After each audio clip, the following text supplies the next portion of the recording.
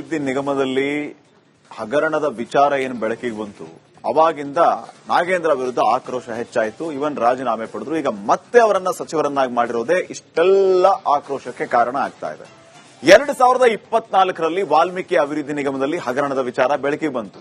ವಿವಿಧ ಯೋಜನೆಗಳಿಗೆ ಮೀಸಲಿಟ್ಟಿದ್ದಂತಹ 187 ಕೋಟಿ ಹಣ ಅಧ್ಯಕ್ಷರ ಗಮನಕ್ಕೆ ಬಾರದೆ ವಿವಿಧ ಖಾತೆಗಳಿಗೆ ಹಣ ವರ್ಗ ಆಗಿದ್ದು, ಅಧಿಕಾರಿ ಚಂದ್ರಶೇಖರನ್ ಆತ್ಮಹತ್ಯೆಯ ಬಳಿಕ ಈ ಪ್ರಕರಣ ಬೆಳಕಿಗೆ ಬಂತು.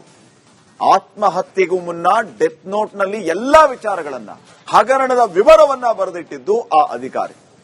2024ರ ಜೂನ್ನಲ್ಲಿ ಸಚಿವ ಸ್ಥಾನಕ್ಕೆ ನಾಗೇಂದ್ರ ರಾಜೀನಾಮೆಯನ್ನ ಕೊಡಬೇಕಾಗಿ ಬಂತು.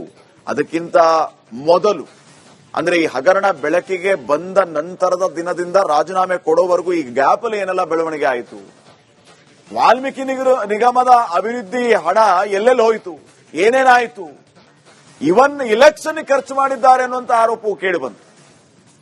ಅದಾದ್ಮೇಲೆ ರಾಜೀನಾಮೆ ಕೊಟ್ಟರು.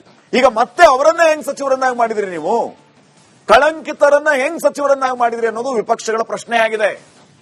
ವಿಪಕ್ಷಗಳು ಪಟ್ಟು ಹಿಡಿದು ಕುಳಿತವೆ, ಅವರು ರಾಜೀನಾಮೆ ಕೊಡೋವರೆಗೂ ನಾವು ಸುಮ್ಮನೆ ಇರಲ್ಲ, ಕಳಂಕಿತ ಸಚಿವರನ್ನ ಕೂರಿಸಿ ಸದನ ಹೇಗ್ ನಡೆಸ್ತೀರಿ ಅಂತ ಪ್ರಶ್ನೆ ಮಾಡ್ತಾ ಇದ್ದಾರೆ. ಸೊ ತನಿಖೆ ನಡೆಸಿ ಚಾರ್ಜ್ ಶೀಟ್ ಸಲ್ಲಿಸಿದ್ದಾರೆ ಸಿಬಿಐ, ಇಡಿ ಅವರು. ಮುಂದೇನಾಗುತ್ತೆ, ಈ ವಿಪಕ್ಷದವರು ಏನು ಈಗ ಸದ್ಯಕ್ಕೆ ಬಿಗಿಪಟ್ಟು ಹಿಡಿದು ಕುಳಿತಿದ್ದಾರೆ, ಇದಕ್ಕೆ ಸರ್ಕಾರದ ಉತ್ತರ ಏನಾಗಿರುತ್ತೆ ನೋಡೋಣ.